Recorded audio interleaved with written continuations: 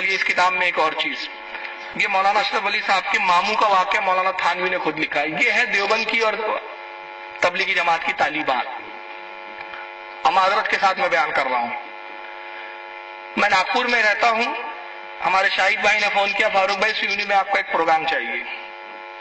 چلیے مان لیں میرے پاس کوئی تاریخ نہیں ہے، اس وقت میں مصروف ہوں یا میں کسی اور جگہ انگیج ہوں، کسی اور جگہ میرا پروگرام ہے، تو میں کیا کہوں گا بتائیے؟ کیا کہوں گا؟ جی حضرت بتائیے. میں آپ سے اس لیے پوچھ رہا ہوں کہ میں آپ کو بیدار رکھنا چاہ رہا ہوں کہ آپ میری ایک ایک بات کو دھیان سے سنیں. معذرت طلب کروں گا، کہوں گا معافی چاہتا ہوں بھائی کسی اور جگہ پروگرام ہے، یا اگر میری طبیعت ٹھیک نہیں ہے یا میرا موڈ نہیں ہے تو میں کہوں گا معافی چاہتا ہوں یار ابھی دل نہیں چاہ رہا ہے کوئی بیان کرنے کا، کوئی تقریر کرنے کا. یہی ہوں گا نا. مگر آئیے مولانا اشرف علی تھانوی کے ماموں صاحب کا کیا عالم تھا. یہ بھی دیوبند کے بہت بڑے عالم ہیں اور تھانوی صاحب کی یہ تعلیمات ہے. کہتے ہیں کہ ایک واقعہ انہیں ماموں صاحب کا یاد آیا اور یاد آیا. ماموں صاحب کے بہت سارے واقعات سنا رہے، ہمارے ماموں جان یہ تھے، وہ تھے، علامہ تھے، مولانا تھے، بہت بڑے ترم خواں تھے. کہتے ایک واقعہ اور یاد آ گیا ان کا. اب دیکھیے واقعہ کیا یاد آیا، وہ واقعہ بھی بڑا مزیدار ہے. اب مولانا تھانوی نے لکھا، یہ ہے تعلیمات حکیم الامت، جس کو تبلیغی جماعت کے بانی مولانا الیاس کاندیلی صاحب عام کرنا چاہتے ہیں. کہتے ایک واقعہ انہی ماموں صاحب کا اور یاد آیا. حیدرآباد سے اول بار کانپور میں تشریف لائے تو چونکہ جلے بھنے بہت تھے، ان کی باتوں سے لوگ بہت متاثر ہوئے. عبد الرحمان خان صاحب مالک مطبع نظامی بھی ان سے ملنے آئے اور ان کے حقائق و معارف سن کر بہت معتقد ہوئے. عرض کیا حضرت واعظ فرمائیے تاکہ سب مسلمان منفع ہو.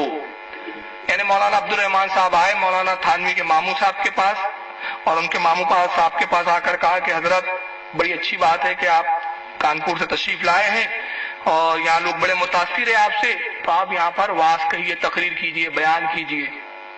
ماموں صاحب نے اس کا جواب عجیب آزادانہ رندانہ دیا. تو کہتے ماموں صاحب جلے بھونے آئے تھے تو عجیب آزادانہ اور رندانہ دیا. کہا کہ خان صاحب میں اور واعظ صلح کار کجا من خراب کجا. پھر بہت زیادہ اصرار کیا تو کہا ہاں ایک طرح سے کہہ سکتا ہوں، اس کا انتظام کر دیجئے.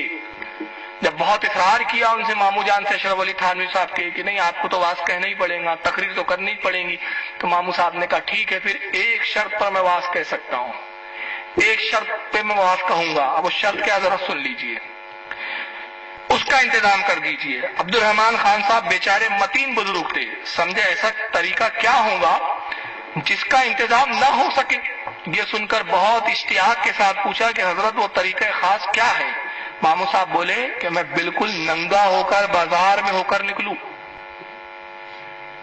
واعظ کہنے کا شرط کیا ہے؟ میں ننگا ہو کر، بالکل ننگا ہو کر بازار میں ہو کر نکلوں، اس طرح کہ ایک شخص تو آگے سے میرے عضو تناسل کو پکڑ کر کھینچے. میں جملے نہیں کھولوں گا، میں واعظ اس شرط پہ کہوں گا. یہ شرط ہے واعظ کہنے کی، اور واعظ کیا ہے؟ اللہ رسول کی باتوں کو پہنچانا.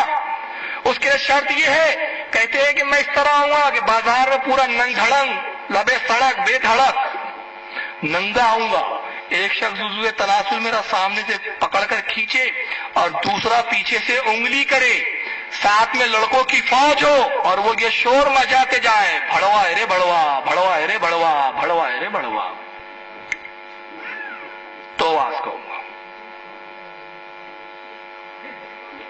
ایک بھی حوالہ، پھر میں عرض کروں، ایک بھی حوالہ غلط ثابت کر دو غلامی کروں گا.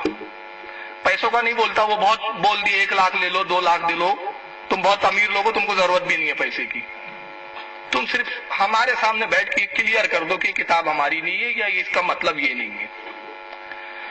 تو اب آپ اندازہ لگائیے، یہ ہے تھانوی صاحب کی تعلیمات، اور اس کو انہوں نے کتابوں میں لکھ دیا ہے اور اس کو تعریفی انداز میں لکھا، اور تعریفی انداز میں لکھ کر یہ بتایا گیا کہ مولانا تھانوی صاحب کی تعلیم کو عام کرنا ہے. اور تعلیمات کیا ہے؟ جب واعظ کے لیے کہا جائے تو شرط یہ ہے کہ ننگا ہو کر آؤں، اور یہ سب معاملات تو بڑوا ہے، بڑوا بولو تو تعلیم میں عام کروں گا.